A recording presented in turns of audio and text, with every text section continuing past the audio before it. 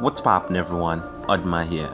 Okay, so there hasn't been a lot to actually make videos on, and because of the quarantine period, a lot of tech stuff is actually being held back. So it's really hard to make some content, but I was flipping through the internet and I actually saw the Umidigi introduction trailer to the new Umidigi S5 Pro, and I thought, since this phone has a MediaTek Helio G90T, which is the same chip that the Redmi Note 8 Pro has, why not actually check and see which one of these two phones you should actually get?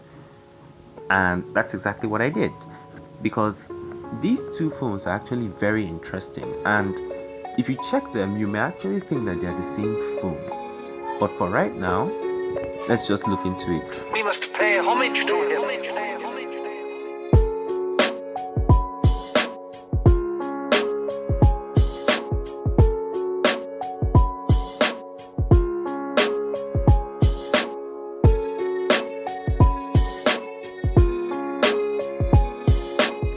Now, I'm going to actually talk about the key differences between these two phones, and then I leave the final decision up to you.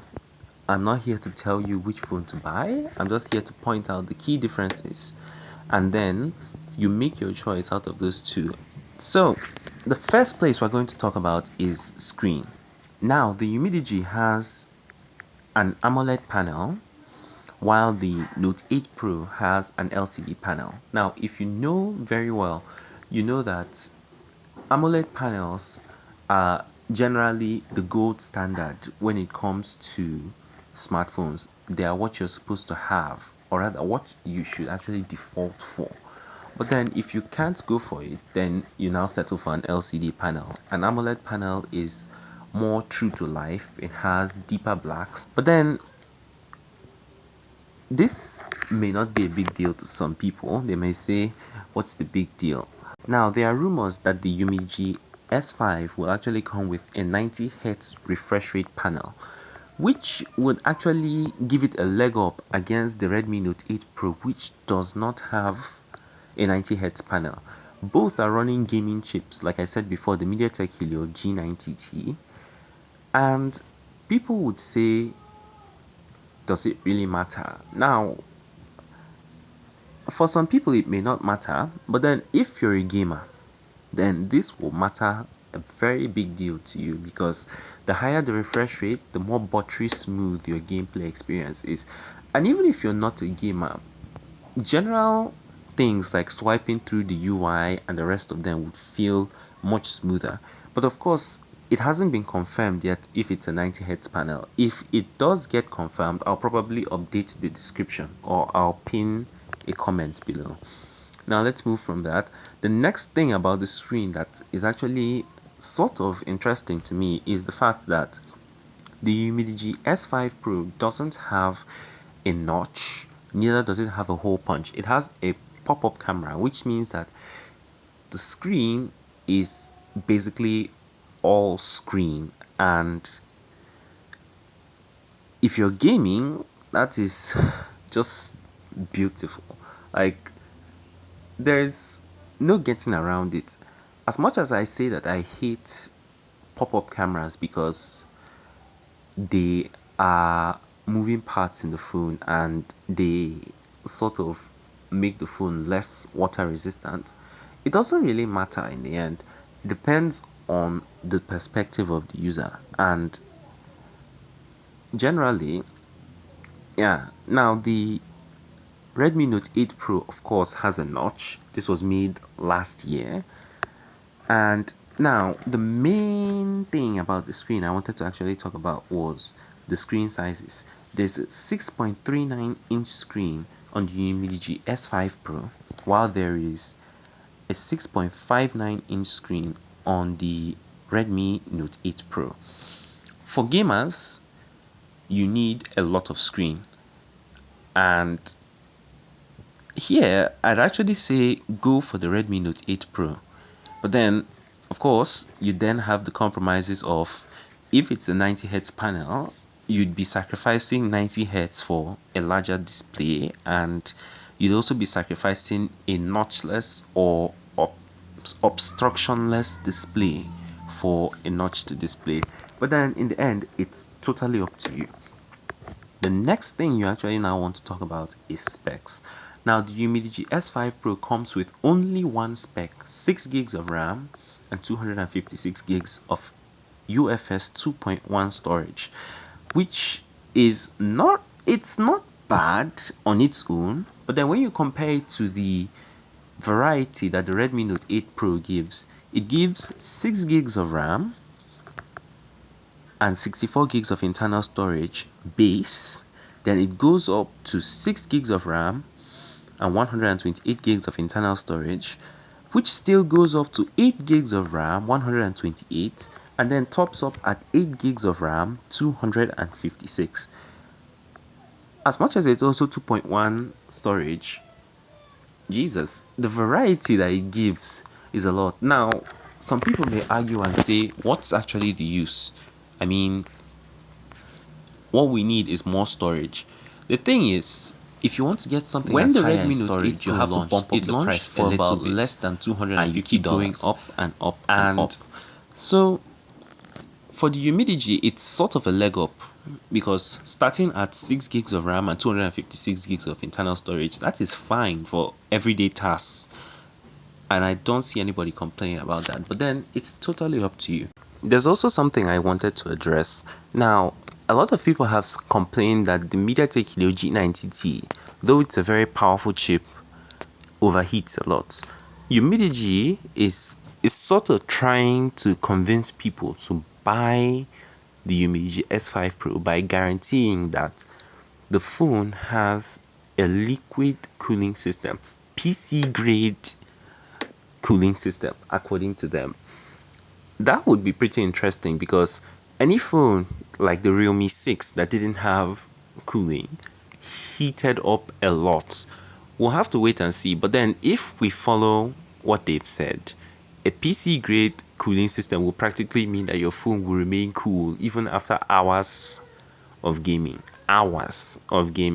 Probably just get a little bit warm, but yeah, that's general from a lot of sensors, but not overheating. We'll have to wait and see how things go. The next thing I wanted to talk about was their charging. Now, this is also a rumor. Of course, we don't know for sure, but both phones support 18 watts wired charging. Most Umidigi phones support 18 watts fast charging. The Umidigi F1 that I'm using also supports 18 watts fast charging. That gets it from 0 to 100 in about less than 2 hours, or roughly past 2 hours.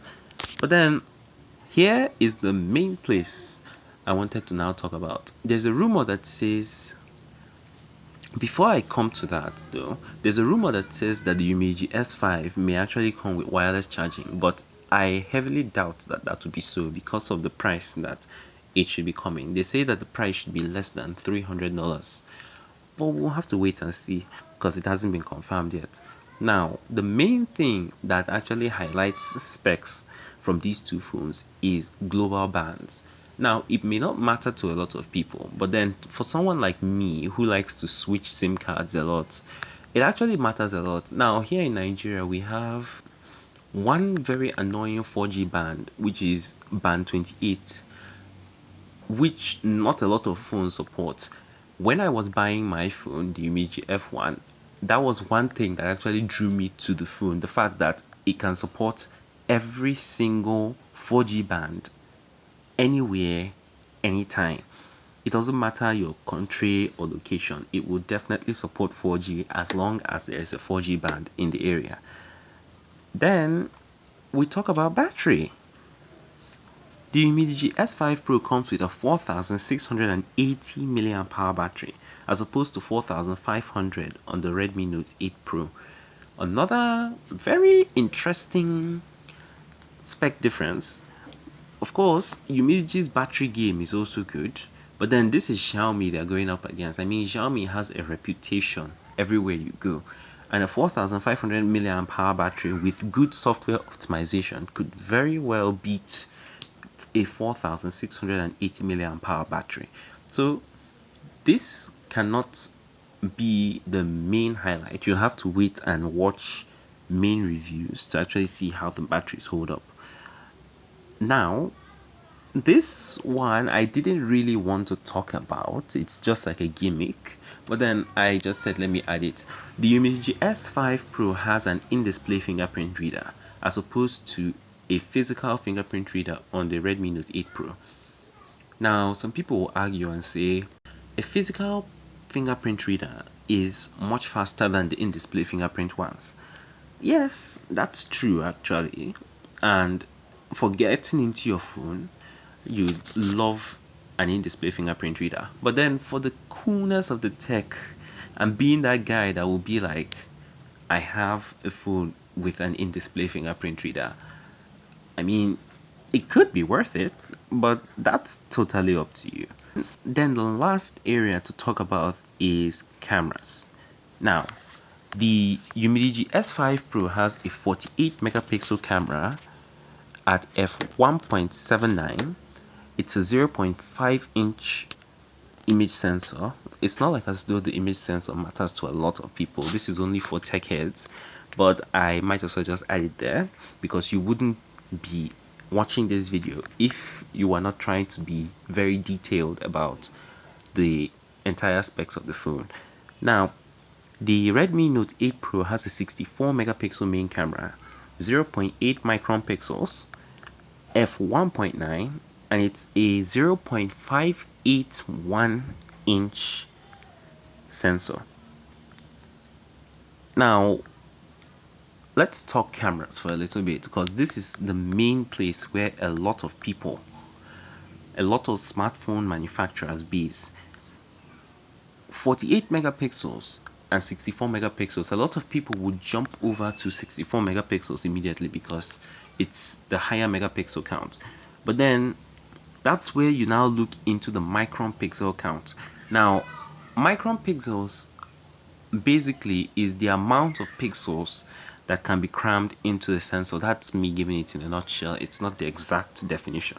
But then the more micron pixels in a sensor, the better the photos it produces. And you see where I'm going with this. 1.6 micron pixels against 0.8 micron pixels. That's really a gap. It's a gap. In the world of smartphone sensors, you may say it's a small number, but when we're talking smartphone sensors, these things, that is a very, very large jump. Now, don't get me wrong, specs on paper don't actually translate well in real life for smartphones, cameras. Mostly, what we have to wait for is to see how the company does their image processing. But then from what I've seen with my Umidigi F1, I know that Umidigi's software processing is good, but do not underestimate Xiaomi. They do not play around.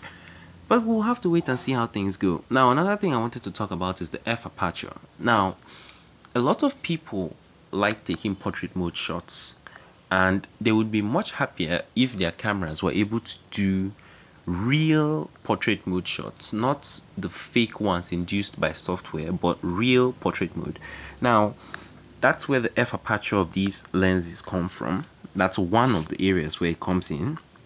The Umidigi S5 Pro has an f aperture of 1.79 as against 1.9 on the Note 8 Pro. Now, at f1.79, it means that you're closer to natural portrait blur. Now, a lot of people may not notice this, and a lot of people may be asking, how is that so? Basically, in cameras, how it works is the lower the f aperture, the more in focus the subject will be. So basically, if you have something about f1.3 and you're focusing on something right in front of you, the rest of the background will be seriously very blurred. But if you use a camera at f2.0, the subject and the background may not actually be quite separated. You get what I mean?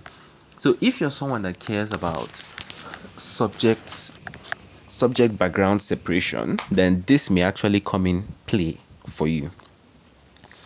Now let's talk about their other use. An f1.7